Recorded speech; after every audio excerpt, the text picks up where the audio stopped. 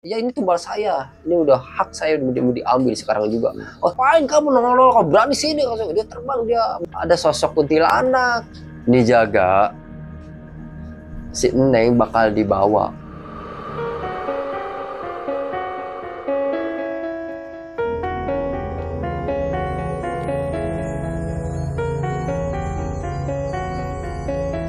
Halo sahabat Huru Hara, saya Evan Christian, ketemu lagi di channel Huru Hara Horor. Dan kali ini kita kedatangan seorang narasumber yang akan menceritakan kisah huru hara di salah satu pabrik di Kabupaten Subang yang konon katanya banyak memakan tumbal.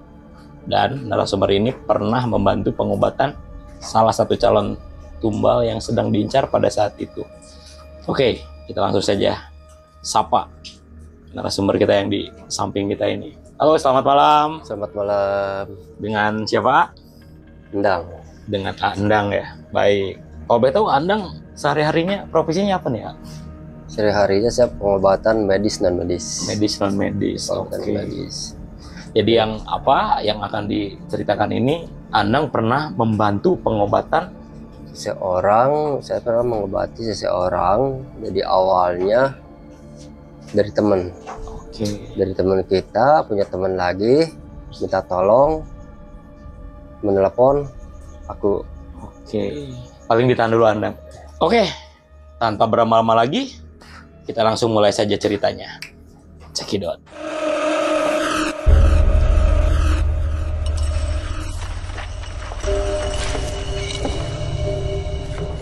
Jadi waktu sebelum kejadian,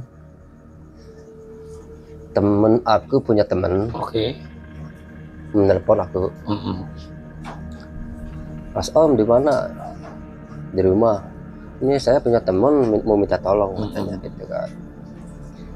Ya boleh, rumah aja kata saya.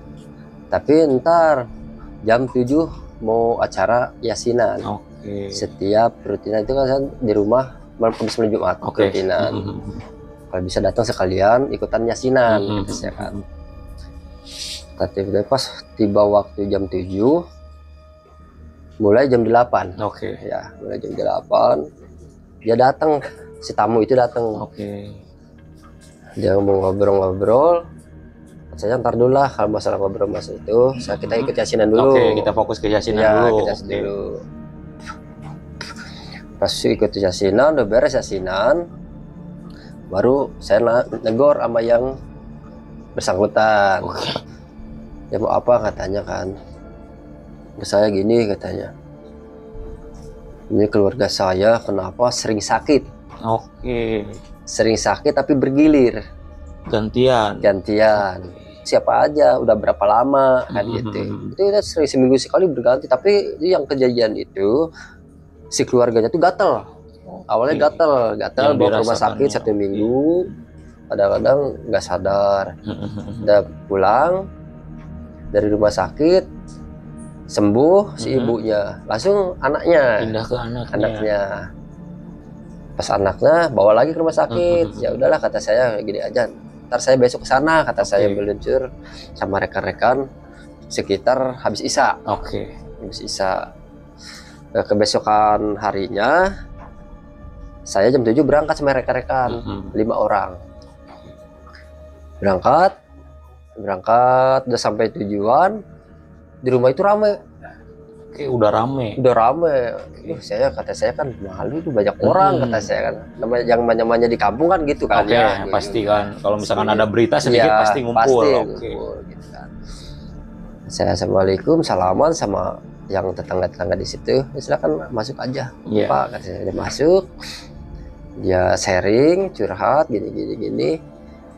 Ada perempuan yang lagi diinfus. Di rumah itu, satu rumah itu. Jadi itu mantunya. Yang perempuan itu mantunya. Yang lagi diinfus itu. Yang diinfus mantunya. Terus ibunya ngobrol sama anaknya itu yang laki itu. Yang suaminya yang sakit itu istrinya. Pas gitu, terus kata saya, yang menduriknya siapa? Katanya kan gitu. Yang sakitnya siapa? Ya baru sakit, baru sembuh katanya kan gitu. Ya udah gini aja Bu, ibu aja lah yang dituju aja lah kata saya. Yang ibu ngambil wudhu, kita keluarin aja hal-hal negatif yang ada di tubuh kita, terus ada di rumah. Gitu kan. Pas gitu, Bu kalau bisa jangan udah beres wudhu, Bu pakai aja, pakai mukena kata saya kan, pakai mukena. Oh iya, udah siap dia mukena. Kalau bisa Bu jangan di sini Bu, ini ada yang sakit. Saya udah tahu bahwa si sakit itu bukan sakit biasa, mantunya itu kan. Berarti bukan sakitnya bukan non medis. Non medis bukan. Jadi si ibu sama si ini beda. Jadi beda. Awalnya si ibunya dulu, bukan perempuan yang sakit yang diinfus. Ya udah kata saya di sana aja di tengah rumah. Ya udah Bu. Kalau saudara kita, teman-teman, ayo bantu aja. Biar saya yang di belakang. Terus begitu di ruqyah, dia muntah banyak sekali. Muntah, Ibu kok masih kuat enggak? Kuat. Kalau masih kuat, silakan. Bener Ibu yakin kuat ya. Jadi gitu, dorong lagi, saya bacain Ibu merem lagi, saya tolong bacain, didoain, dia keluar sampai keluar darah. Darah. Pas itu si ibunya, gimana Bu? Udah bersih ya udah. Pas begitu beres, dia kerasukan. Yang mantunya itu. Yang mantunya itu yang diibus itu kerasukan. Ya kerasukan. Kata teman saya bilang itu teman, tolong diambil dulu kata saya, di stop dulu itu, tutup dulu kata saya, kasihan kata. Terus ini saya udah beres, ini beres. Nah, alhamdulillah ini beres. Jadi saya itu ini beres, saya ketujuh yang di sini. Ya, ini beres, ibu ini yang ibunya tuh. Saya ke menantunya. Ini kan udah berapa lama sakit? Udah 1 minggu saya udah lemes sekali, udah 2 minggu katanya. Setiap mau kerja langsung saya kerja di pabrik itu saya langsung lemes, nggak bisa jalan, pada pisan aku. Bawa ke klinik, di klinik suruh pulang ke rumah. Pas dibawa ke rumah dia pingsan lagi, diibus lagi, dibawa ke rumah sakit. Memang di rumah sakit itu diambil darah itu nggak ada sama sekali, nggak ada penyakitnya. Pas gitu dia bawa pulang agak mendingan kan, agak mendingan.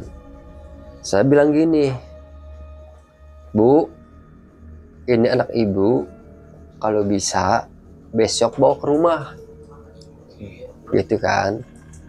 Kapan besok aja Bu? Ini jangan dibiarkan kan saya. Ini bukan penyakit sembarangan ini kan. Ini non medis namanya saya. Udah tuh, iya makasih banyak gitu kan. Lain waktu saya pulang. Ya pulang, pas pulang kebesokan harinya dia datang jam 5 sore. Pas jam 5 sore saya di saat itu aku lagi mancing. Posisi sedang mancing Anda. Posisi lagi mancing. Saya ditelepon. Andang di mana? Oh saya lagi di Gembor lah saya gitu kan. Lagi mancing kata saya. Oh aku udah di rumah katanya. Oh dikirain nggak jadi katanya. Udah saya tunggu aja di rumah katanya. Karena emang sebelumnya nggak ada info bahwa si ibu itu mau ke rumah. Iya kan, cuman saya bilang aja kalau udah sembuh bawa aja ke rumah. Habis dicabut impusannya baru datang aja ke rumah. Silakan mau jam berapa juga kan gitu kan. Ngumpul ngobrol-ngobrol ntar aja ya Bu, habis maghrib aja ya. Masalahnya ini saya mengumpulin rekan-rekan dulu, kontekan, telepon rekan-rekan satu persatu. Datang habis maghrib datanglah rekan-rekan itu, termasuk adik aku yang cewek. Ya. Terus pas gitu dia tidur, lemes katanya. Ya udah tidurin aja, saya kasih bantal. Dia tidur sambil diruqyah.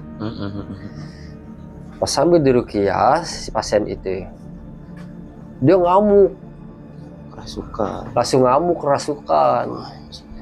Kamu jangan ikut campur katanya kan. Si pasien itu, kamu jangan ikut campur. Ini urusan saya, ini udah hak saya. Nah, saya bilang, hak apa? Kamu itu siapa? Kamu dari mana? Makhluk dari mana kan gitu kan? Kamu jangan nggak usah tahu nih. Ini udah enak, ini udah makanan saya katanya. Oh berarti ini tumbal kan? Ya ini tumbal saya. Ini udah hak saya mau diambil sekarang juga. Oh tidak bisa katanya. Kalau mau diambil itu berantem dulu sama saya katanya. Dia si pasien itu makan sesuatu. Jadi udah kena tumbal. Ini awalnya. Ya awalnya dia memakan makanan yang sudah masuk ke dalam tubuh si pasien itu. Dan jadi itu jadi hak dia gitu. perantara tumbalnya itu lewat ya, itu lewat makanan. Makanya dia keburu kecegah gitu, bantu lah sama saya gitu, dibantu. Pas gitu-gitu dia datang si makhluk itu. Mungkin dia bilang kali ya sama rajanya, dia nggak bisa diambil karena dia udah tertolong sama dia. Oke, karena ada tim Andang mungkin di situ. Nah ini Andang nih, kan yang pasien itu kan selamat ya? Iya, sembuh. Dan kan yang saya tahu gitu, biasanya kalau misalkan yang selamat dari tumbal, ya biasanya dia tuh nyari lagi gantinya biar menjadi tumbal yang baru itu. Ya itu yang gantinya adik perempuan saya, adik saya yang mau diambil. Yang mau diambil. Gara-gara kenapa? Gara-gara bisa sembuh melalui pelantara adik aku, medianya dimediakan gitu. Karena kalau nggak ada media itu, dia pasti pasien itu nggak bakalan sembuh. Karena itu bergiliran. Kalau satu datang satu, kalau satu datang satu gitu kan. Ada habisnya. Iya. Oke. Pas itu medianya adikku. Pas alhamdulillah melalui media itu dia bisa diambil si makhluk astral itu. Dia sembuh. Ya alhamdulillah sudah sembuh itu leluhur masuk. Ya leluhur masuk. Dia mengasih tahu, masih pesan sama anak-anak yang situ, rekan-rekan. Kepada tim Andang lah khususnya. Sama tim lah intinya mah. Dia mengucapkan salam kepada tim, assalamualaikum, waalaikumsalam. Ini sama siapa? Ini sama leluhur gitu kan. Ini jaga si Neng bakal dibawa ke adik Andang ini. Ini bakal dibawa ntar jam 12 malam kata si bapak, sambil menangis itu leluhur kita, sambil menangis. Cuman saya enggak fokus ke sana. Biarin saja lah, yang namanya umur nggak tahu kan, yang pencipta yang ini.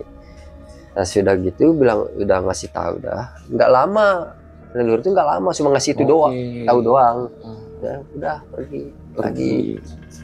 Pas jam 12 tank awal mulanya datang angin dulu gede, angin kenceng banget, cuman di satu rumah kita doang.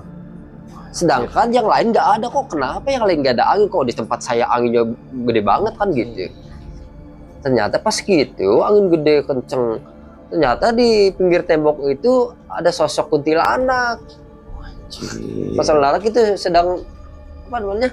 Nongol gitu. Nongol gitu. Kata saya, ngapain kamu nongol? Kau berani sini? Dia terbang, dia mungkin terbang itu nggak tahu, ngasih tahu sama rajanya, laporan nggak tahu gimana kan. Langsung datang sosok itu sama adik saya. Saya lagi, anak-anak itu lagi bercanda lah gitu kan. Karena emang udah beres kan itu pengobatan. Memang udah beres, pengobatan itu udah beres. Sebenarnya udah beres, pas sudah sepi lah, udah beres. Pas itu tiba-tiba ada saya bilang gini, nggak mau gitu kan, gelap, nggak mau gelap. Tapi kenapa? Ditanya diam aja, nggak mau gelap. Saya nggak mau ikut, saya nggak mau pergi, saya nggak mau ikut. Dek, adan karena gitu sama teman, adan, nggak kedengaran tuh adan di depan. Padahal di pinggir kuping gitu ya. Padahal ini adik aku, ini teman aku lagi ada di depan, nggak kedengaran sama sekali. Saking digelapin oleh saking gelapnya, saking takutnya dia mau dibawa sama sosok astral itu. Saya lagi meja, saya loncat meluk adik saya, baru adanan sama saya, baru dia kedengeran suara saya, baru tuh punggung saya dipukul kayak dipukul. Pas beberapa menit ternyata punggung saya biru, berbekas. Udah, siap-siap bangun semua, kata saya, perang aja, lawan, kata saya. Di situ lah anak-anak kayak keserupan gitu loh, perang, wah, gitu. Saya perang aja sampai jam 1, perang, pokok. Pas begitu teman saya tumbang satu, tolong tuh, itu yang satu lagi tuh tarik aja tuh, itu kena satu, udah sesak napasnya. Kasihan. Itu dia bangun lagi, udah rajanya lagi, ambil aja, matikan rajanya. Pas gitu dia ampun semua, udah pergi. Lalu saya ngambil benda itu kayak trisula. Oke. Kayak Trisula yang kepunyaan senjata dia, makhluk yang dia diserahkan gitu kan. Diserahkan, kita ambil secara batin, kita simpan di depan rumah gitu kan. Di situ pas beres-beres semuanya udah itu, alhamdulillah si pasien itu sembuh kembali, sehat kembali. Terus begitu sudah saya tegur si pasien itu kan yang sakit, sering sakit, udah kamu berhenti aja kerjanya. Takutnya kedepannya gitu lagi. Takutnya lebih parah. Lebih parah lagi. Yang namanya sosok seperti itu kan masalahnya kan banyak dustanya lah gitu kan. Banyak dustanya. Dia nurut. Besoknya, pas hari besoknya dia ke pabrik. Ke pabrik, dia minta izin, saya minta keluar. Jatuh satu minggu. Pas satu minggu, pas dia pulang, terjadi lagi lah si pasien itu. Terjadi lagi. Kata saya udah bawa lagi ke sini lah. Itu siang. Kejadiannya siang itu sendiri. Posisi sudah resign dari pabrik. Saya dari pabrik. Karena kan dia ketemu dulu sama atasannya mungkin ya. Saya pulang, kejadian seperti itu. Saya sendiri tangani itu, saya sendiri. Yang darurat lah, intinya mah darurat. Yang kedua ini Andang sendiri tanpa tim, darurat. Saya udah dikasih air, diobatin, alhamdulillah di situ dia sadar kembali, sadar semula.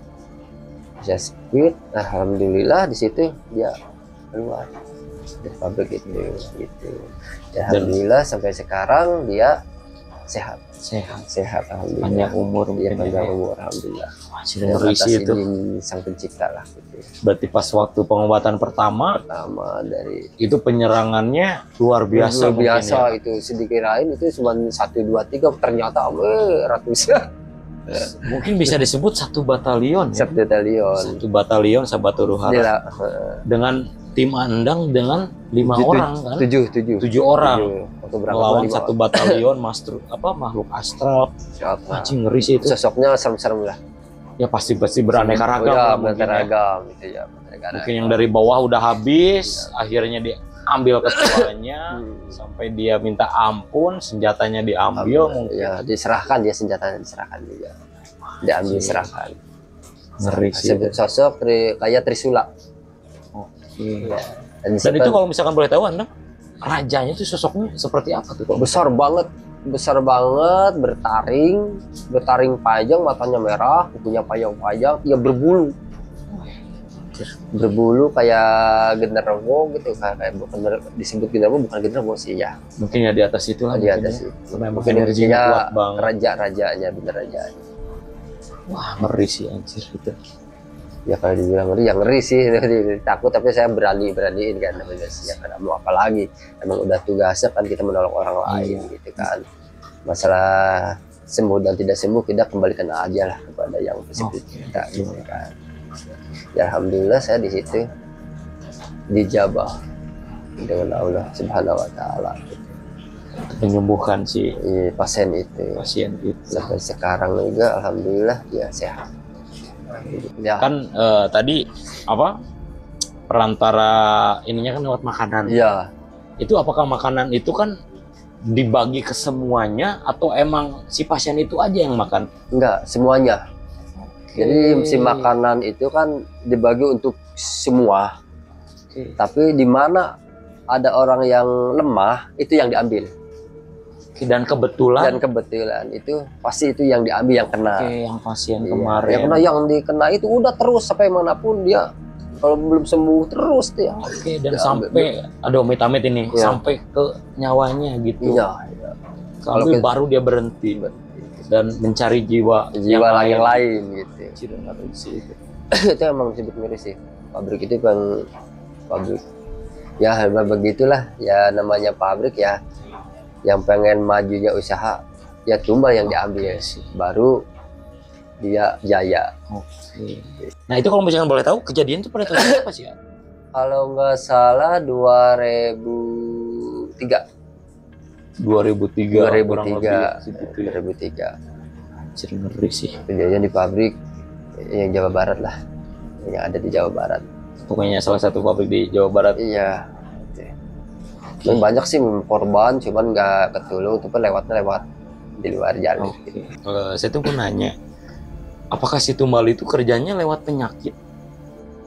Kalau masalah kerjanya lewat penyakit ada, ya ada lewat penyakit dari segala penyakit apapun, tapi lewat makanan itu. Tapi makanan itu bukan segi dari penyakit doang, tapi ada yang lewat. Ada yang orang terburu-buru naik motor, ya ujung-ujungnya celakaan. Ya, karena itu diikuti sama makhluk sosok. Gitu. Berarti kalau misalkan ada karyawan pulang kerja, kebanyakan yang pulang kerja kebanyakan. Pakai motor. Kebanyakan mungkin yang apa perasaan dia bawa motor pelan mungkin ya. Ya perasaan dia kan pelan, padahal dia diikuti sosok itu, sebawa pengaruh itu sosok terburu-buru nyampe padahal di sana itu kan pas dekat tuh gelap nggak kelihatan gitu kan, padahal di situ ada mobil itu harus ditabrak, masih meninggal di situ. Paling tiap tahunnya itu paling ini 10 kurang lebih biasanya dari pertumbalan itu dalam jangka 1 tahun 10 korban. Sedangkan kan makhluk itu bukan 1-2, itu ratusan. Masing-masing punya makanan masing-masing itu. Risikonya itu kan manusia sendiri yang bawa. Oke nih Andang nih, mungkin kalau kayak saya orang awam gitu, apakah bisa gitu membedakan si orang tersebut itu sedang mengalami gejala tumbal gitu? Itu enggak semua orang bisa diambil. Itu ya orang-orang yang pendiam, bukan orang-orang yang suka gitu gini, enggak. Oke, mungkin dari basicnya yang pendiam. Fisik dianya kayak gimana itu gampang. Kalau bahasa Sunda itu lembeyuni. Oke, jadi gampang mudah diambil gitu. Itu yang makhluk astral yang bisa ngambil itu seperti itu. Oke. Apakah Andang pernah berkomunikasi sama arwah yang pernah Kalau yang masalah jadi tumbal dengan arwah itu belum pernah. Cuman yang aku ngomong sama makhluk astral yang dimasukin itu. Makhluk astralnya. Jadi bilang sekaya bahwa dulunya dia tuh korban tumbal. Dulu ya. Mungkin ada sedikit cerita dari komunikasi dari si arwah tersebut mungkin? Nggak ada. Yang masalah arwah itu belum ada cerita apapun, belum pernah ya. Jadi belum pernah banyak gitu. Kejadian seperti itu. Gitu. Mungkin Andang dari pengalaman sama setim mungkin ya, sama rekan setim itu banyak mungkin melakukan. Banyak saya pengalaman yang aku alami, pengobatan non medis.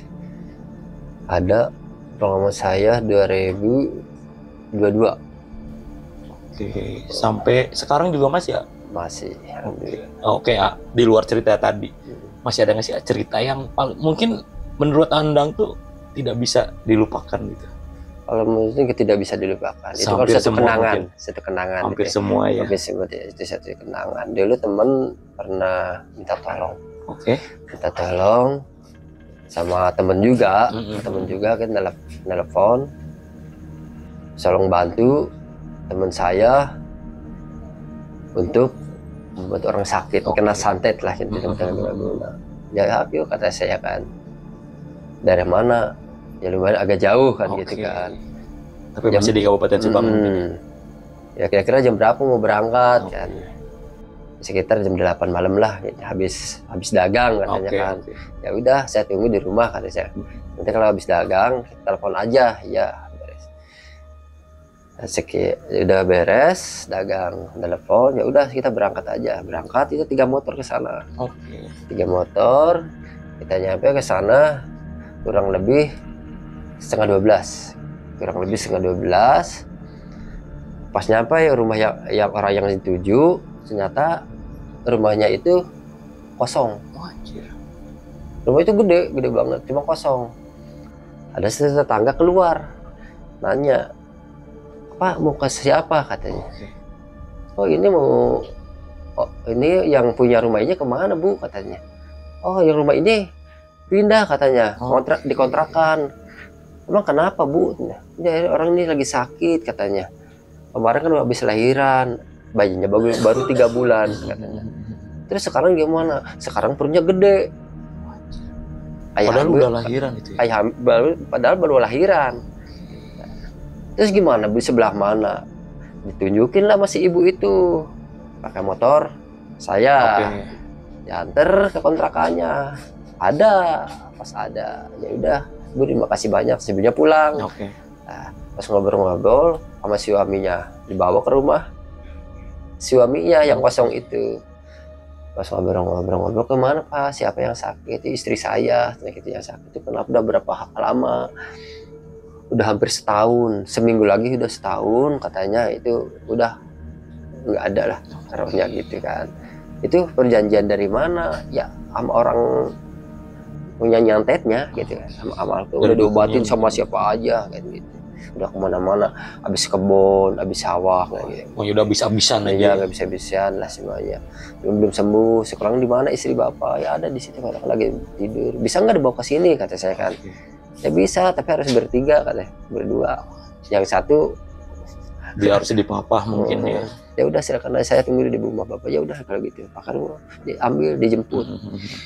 Pas dijemput, dibawa ke rumah yang dituju itu kan.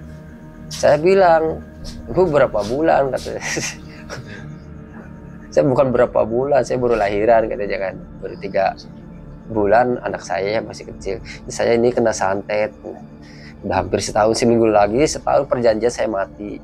"Kata siapa, Bu?" "Ya kata makhluknya, kata dukunnya," gitu kan. "Ibu tahu dari siapa?" "Jadi orang-orang pinter," gitu. "Oh gitu. Yang namanya meninggal, Bu, bukan manusia yang mengatur," gitu kan. Ayo kita sama-sama berdoakan. Kita semua doakan ibu apa yang dituju, ayo kita bareng-bareng, kata saya. Masuklah ke rumah, dia kan nggak bisa jalan. Nggak bisa jalan sama sekali, dia harus diangkat. Ada satu kursi, duduk di situ. Terus teman saya adan, teman saya suruh adan. "Moci, adan dulu," katanya. Nah, adan, udah adan, dia komat. Pas komat, dia nggak tahu komat tuh kayak gimana. Saya kan ketawa, saya komat, kok bisa gue lupa gitu komat. Adannya mah ingat. Adannya ingat pas komat, saya nggak tahu, dia lupa katanya. Gelap katanya gitu ya. Ya udah, kasih komat aja. Baru dia ingat. Ya komat, beres komat. Yang satu lagi saya ambil wudhu. Baru teman saya yang satu lagi, "Tad, pegang tangannya," kata saya kan. "Oke, siap," saya pegang. "Biarin saya yang di belakang." "Oke, siap, saya di belakang." "Teh, pejamkan mata ya, bacain asma-asma Allah," kata saya. "Ikutin saya," kata. Ikutin. Pas ikuti, ternyata si perutnya itu hidup. Hidup kayak bayi motah gitulah, kayak bayi motah gitu, balus ya, kerasukan.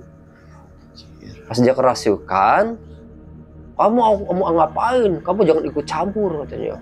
"Ada suara, ada cahaya merah di tengah rumah itu." Aduh, kata saya, "Itu apa?" Kata saya, "Itu ada cahaya." Ternyata orang besar.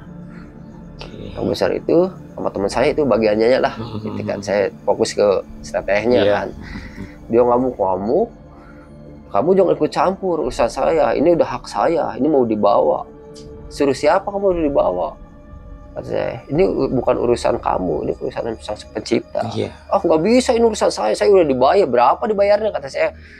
"Harusnya 60 juta. Kata saya. "Ini baru dibayar 10 juta. Baru 10 juta di mana di atas hitam putih." "Ya udah, 5 juta ewang sama saya." "Enak aja, aku yang kerja, kamu yang enak," kata. Oh gitu, udahlah, jangan usah repot-repot, semuanya juga bakal mati kan gitu kan. "Oh, nggak mau, kamu ikut campur, berantem dulu," kata si makhluk itu, berantem dulu kamu sama saya. Saya nggak bisa berantem sama saya. Kamu berantem dulu sama saya. Ya udah sama teman aja. Aku aja berantem mah. Itu berantem ya secara batin kan. Secara batin juga berantem. Dia ampun. Ya udah kalau kamu gimana kamu pulang, nggak mau saya kalau pulang dimarahin sama majikan saya gitu kan, dukunnya gitu kan. Ini maunya gimana kamu, kata saya kan. Saya mau kemana tuh, saya takut. Kamu takut sama dukun saya takut, saya mau pergi kemana, saya mah disuruh. Ya kamu emang nggak punya salah, kamu suruhan gitu. Ya kalau sudah mah sudahlah, tolong kamu keluar dari sini. Kamu terserah mau kemana, terserah terbang kemana. Kamu keluar di sini. Iya saya keluar. Tapi masih banyak yang di luar yang gede-gede. Ya biarin yang di luar mah. Yang penting kamu yang di sini udah berapa lama kamu tim di sini? Hampir setahun nih, hapus kamu ini mau mati katanya gitu. Ya udah, yang mengatur mati itu bukan kamu, bukan makhluk cipta. Saya saudaranya. Oh kamu bukan saudaranya, aku tahu. Wah, dia tahu. Saya tahu dia. Cil. Sampai detail gitu.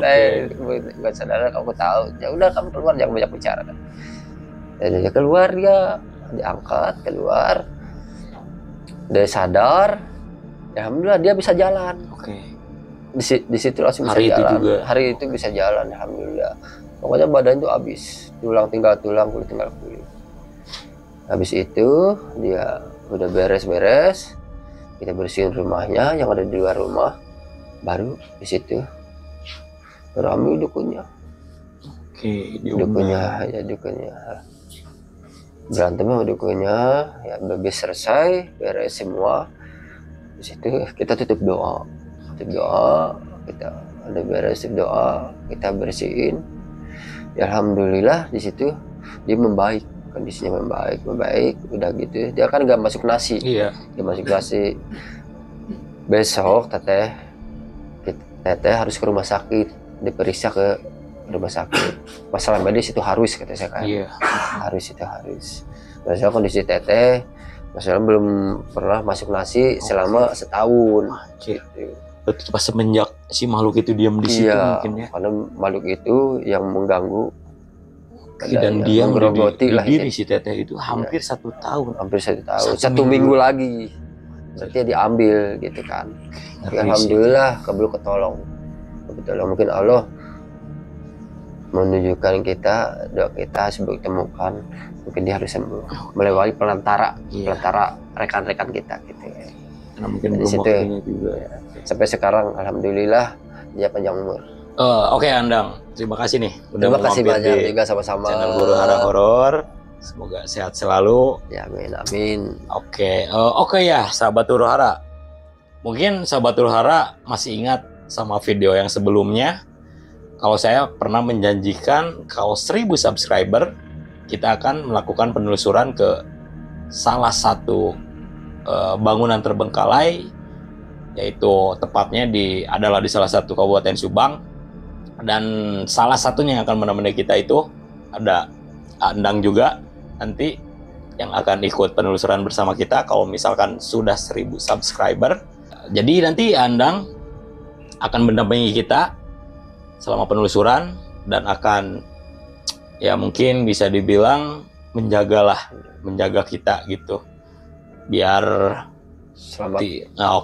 Biar selamat dan tidak ada kejadian yang tidak kami inginkan. Maka dari itu sahabat Huru Hara, 1000 subscriber kita langsung cus ke gedung terbengkalai.